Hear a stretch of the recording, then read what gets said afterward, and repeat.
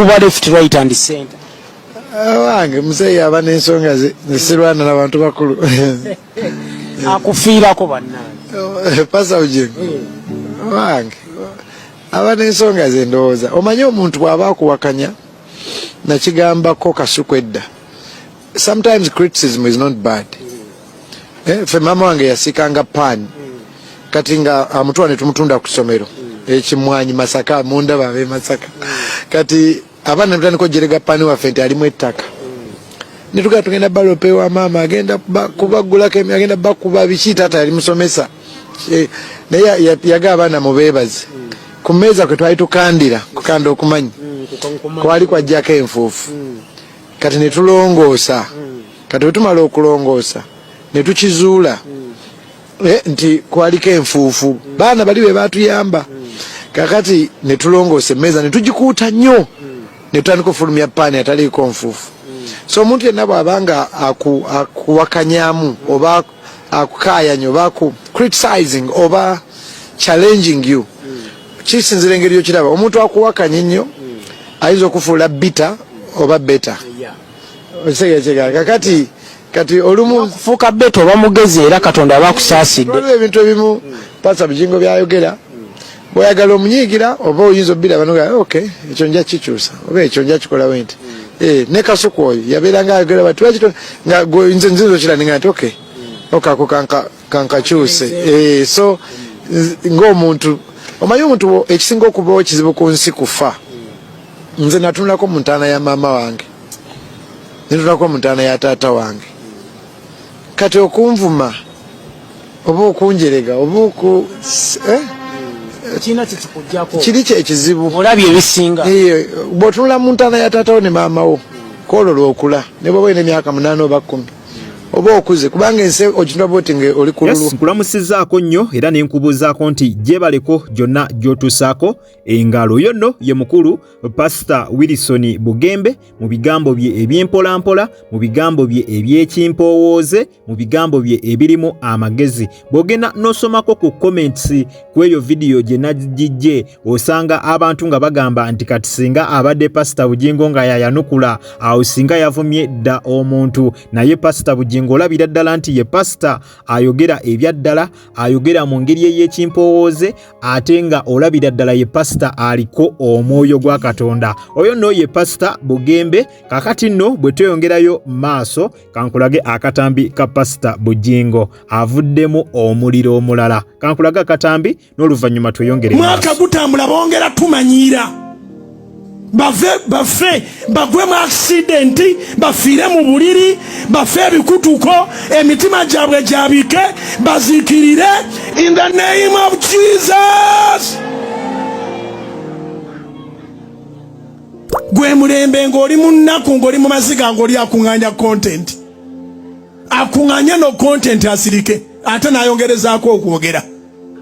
Ebyamasasa ago tukyabitankana naye nga tukyabitankana ate laba bano n'atuteekako nga tukaaba n'agenda ne bamusasula ssente n'alya. Zikufuukire eggoonya mu lubuto olwo mu linnya lya Yesu. Zikufuukire ekyambika. Katonda abalwaze kansa ababadde batulyamu ssente, Katonda abalwaze kansa, abalwaze ebintu ebizibu mu bifo by'ekyama, abalwaze ebintu ebizibu mu mimiro gyabwe, abalwaze ebintu ebizibu mu linnya lya Mukama waffe Yesu, abalya ssente ku maziga gaffe, abalya ssente ku nnaku yaffe, abalya ssente ku mitawaana egitubaako. Taata ffe tetulina maanyi, tetugenda kubateeka mu kooti eney'oku nsi, naye tubateeka gy'oli kubanga ffe olaba kye tuba tuliko ate n'ekyabwe gw'osobola okukiraba, era gwe mulamuzi ow'ensonga osala ogw'ensonga taata. Nno bwetyo bweri ku sayidi zeeyo. Oyo nno ye mukulu Pastor Bugingo. Kansuubire essaala mugyewuliriddeko. Essaala abantu bagituuma ya kaamulali eyo, bagamba Pastor Bugingo essaala gy'asaba ssaala ya kaamulali, kubalagala balabe be, kubalagala abo abatamwagaliza kirungi kyonna ku nsi eno eno n'abo abamutemako omugambo. Ssaala eyo eyogeza abantu obwama, eyogeza abantu ebigambo nga balina n'endowooza nti oba pasita asobola okuvaayo omulundi gumu n'abeera nga bw'atyo agisazaamu, n'abeera nga bw'atyo akyusaakokko mu bigambo byo, oba n'agamba mbasonyiye n'asaba Katonda n'amwegayirira essaala azisazeemu, naye ye ayongera kubeera nga ate munnange ayongeramu kaamulali mulala, ayongera kubeera nga buli lukya aleeta ssaala mpya imbi eri abo bonna bonna ye bayita abalabe be. Ate oyo ye nga tumuvuddeko pasita Bugingo, tweyongeddeyoko ewa Alien Skin katono ebipya bizuuse nti essaawa yonna yanditeebwa. Kankulaga katambi n'oluvannyuma tweyongere maaso. Abalina jealousy for nothing from nowhere, abalina nugu nga balaga nti babayimbidde ebbanga mu industry tebatutumuka, balaga nti balina nnyimba nnungi nnyo. Abali awo ekyokubiri, Alien Skin oyo aliko asobola n'okwerako promotion. Bwe kyoba omanya mu byonna njagala kugamba ki ekisookera ddala njagala mateeka mugatwale nti mateeka semateeka asigala yeetengeredde, kooti esigala yeetengeredde, empagi za kooti zisigala zeetengeredde nga kooti. Okwogera ebigambo ebingi okukola kino kikola tekikola. Fe amanya amateeka tumanyi kye bayita amateeka. That's why mbagamba nnyo nti bw'oba n'okutakanya n'omuntu gezaako nnyo okulaba nga musotinga obutakanya nga mukyali ku poliisi. Bwe bisukka awo ne byambuka amateeka gasigala mateeka. Katulina following law. Bw'oba ovuma basawo bansambe oba ovuma baani oba ovuma bakiite bikyakola kati. Tulina following law. Law esigala law. Tulina kulwanagana kulaba tateekeddwako biki, tebamwongeddeko biki, bebapanga mbulobale, simanyi bapanga biki, biki ebyo. Kati ffe betulimu okulaba kulwanagana okujjayo ekituufu bireme kugendako. Si papa bamutwala bwe batula kikabira mutaddeko olobale, bamutaddeko ki? Bano baleese simakasi, simanyi baleese biki, mwate yankola wati, yanfumita guno mwana agugattamu wati. Wa mubuziza ludda wa dagaawo taliiwo tewaliiwo. Mu byonna ono mugyeko, mu byonna njagala bagamba ekigambo kimu, tusigale nga tuli solid.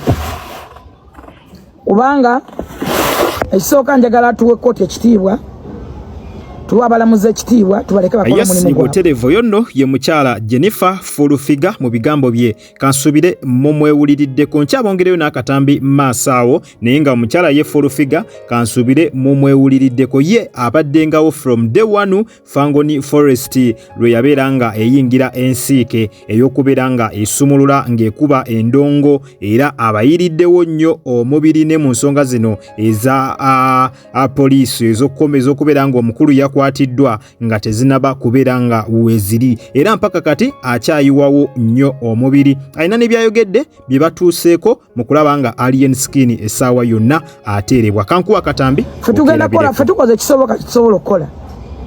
Tutaddeyo okusaba kwaffe nga tuyita mu mateeka, tusabye production warrant olooya wange agitaddeyo,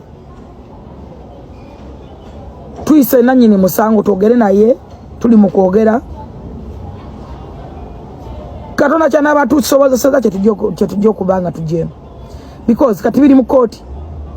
Tolina kyojja kugamba, tolina kyogenda kukola ki, tolina kyogenda kukola ki, wabula biri mikono gy'abalamuzi, biri mikono gya state. Yes, Butereve embeera nno bwetyo bweri side zeeyo. Kansubire omukyala Fulufiga ye mumwewuliriddeko mu bigambo bye byategeezezza nti bo bamaze dda okukola ogwabwe, bamaze dda okuyita mu bannamateeka, bamaze dda n'okusisinkana avunaana Alien Skin babeere nga babaako n'enteeseganya munnanga ate ze batuukako mu kusobola okulaba nga omukulu Fangoni Boss essaawa yonna afuluma mu kkomera ekitalya gye yatweruzira gye yatwalibwa.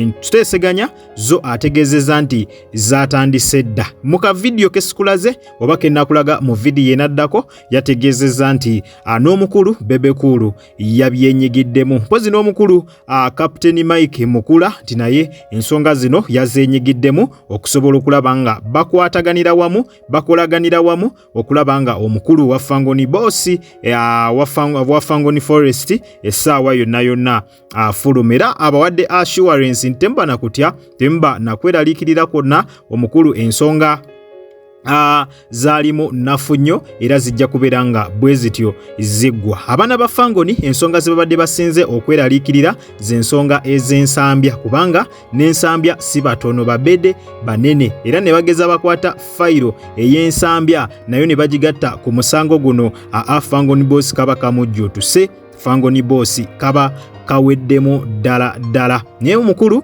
afulufiga kakasizza nti ez'ensonga bali muziyandolinga bali mu kwogerezeganya n'abakulu abakulira eddwaliro erya Nsambya Alien Skin gye bakolera effujjo ne bakuba n'abasawo babeere nga tebagattayo fayiro eyo ku ziri ensonga already ezakwasizza Alien Skin era singa ensonga ezo tezigattibwayo zino ensonga eziriwo kati nafu nnyo ku kintu kimu just sisinkana taata wa mwana kubeera nga bateesaganya basasule essimu gye bagamba eyabbibwa basasule ssente ze bagamba ezabbibwa ne ssente ezakozesebwa mu kubeera nga bajjanjaba omwana kubanga bagamba bamukuba bubi nnyo ne bamutwala mu ddwaliro ne bamuspendingako ssente nnyingi nnyo so nsonga endala ezakwasiza Alien Skin zo zaakuteesebwako obuteesebwa nti bajja tuula wansi Alien Skin ne taata ow'omwana eyaggwe mwalabyeko mu katambi ke bennabaleetedde olunaku olw'eggulo babeere nga bakwatagana bateeseganye taata omusiwe bamala okumujjamu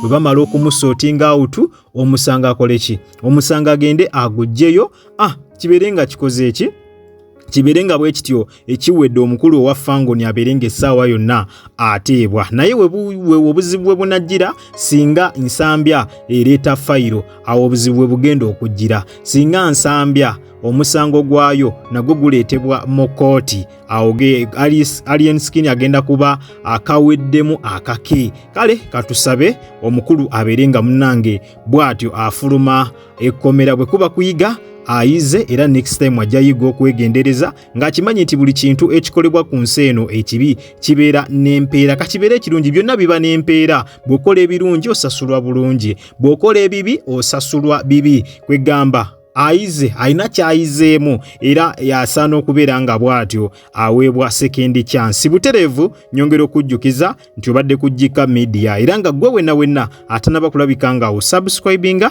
genda maaso subscribing olikinge okomentinge ate era osharinge tewerabira kutaninga on notification bell yo Butereevu ojja kubeera nga ofuna notification buli lwembeera nga kutereddeyo video empya nakugamba wosanga kalango wonna toka skippinga kubanga engeri gyonza okulabika nga ate munnange osupportikamu emirimu gyange gino kwata mu kigalo Butereevu video ino ojja kubeera nga ogimperedde like mubatobira ebweru w'eggwanga kusanamwe abatulira waka mu ggwanga Uganda nyongera okwebaza timwebale nnyo mwebalire ddala temujjanga okwo omukama abampera ekyo kyennyini kimusingira ddala okwagala kale wekumire ku mukutu ogwa Jika Media amawulire tukyakomawo mangi nnyo ddala likinga subscribinga commenting endowooza yo mu comment section tusinkane mu comment section nga tuteesa ku nsonga zino nga tuteesa ku nsonga ez'enjawulo bwe boyina kyagala okubeera nga otuwabulamu nga omukutu nakyo kiteeke butereevu wansaawo mu comment section bwetyo naffe tujja beera nga tukisa mu nkola nga bw'onaaba otuwabuddemu kale munzikirize mberekereze akuume atakuumira mpeera mweraba.